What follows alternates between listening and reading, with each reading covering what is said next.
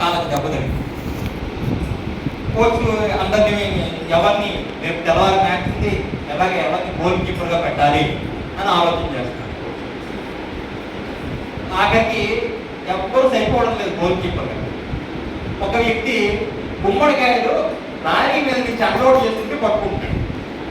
ఎలా విసిరినా సరే గుమ్మడికాయ పట్టుకోవడం మళ్ళీ బెడపడ కందిదు, ఎలా విసిరినా సరే గుమ్మడికాయ పట్టుకోవడం మళ్ళీ బెడపడ కందిదు. ఇది అలవాటు.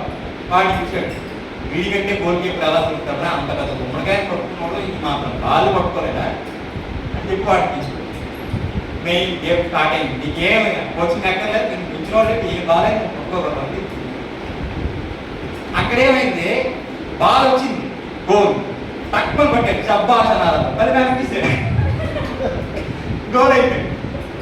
కాబట్టి డిసిప్లిన్ చాలా ఇష్టం.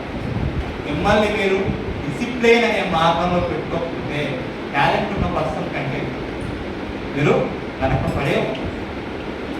యోగా అంతిమ లక్ష్యం యమనియమాన్ని పాటించడం, తర్వాత భగవంతుని చేరుకోవడం, భగవంతుని దృష్టి పెట్టడం. ఈ విషయాలన్నీ మీరు మనసులో పెట్టుకోండి. ఇప్పటికే చాలా మంది చాలా విషయాలు చెప్పారు.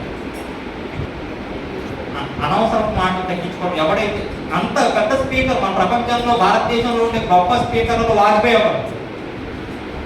ఆయన మించిన స్పీకర్ ఎవరు లేడు. ఆయన మాట్లాడితే ఎవరు మాట్లాడలేడు. ఎవడు మాట్లాడినా సరే వాడి కార్యం పడిపోతుంది. తిరిగి సెట్ అయ్యే సెకండ్లో వేస్తాడే. మీరు ఒకసారి వాజ్పేయి పాత స్పీచ్లు వినండి, 2 సెకండ్లో మాట్లాడేవాడు మరి మాట్లాడకుండా చేయగలడే.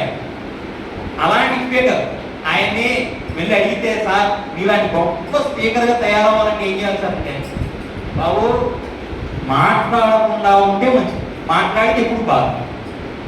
ఎవరైతే మాట్లాడకుండా నిశ్శబ్దంగా ఉంటారో వాళ్ళే అంతిమ విజయం సాధిస్తారు తప్ప మాట్లాడకుండా ఉండడం నేర్చుకోండి అని చెప్పాడు ఆయన.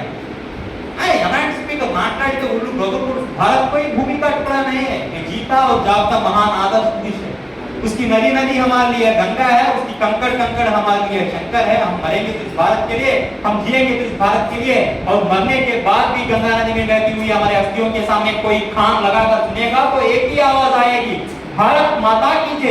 స్పీకర్ కూడా అంతిమంగా మాట్లాడకుండా ఉండడమే జీవిత పరమార్థం.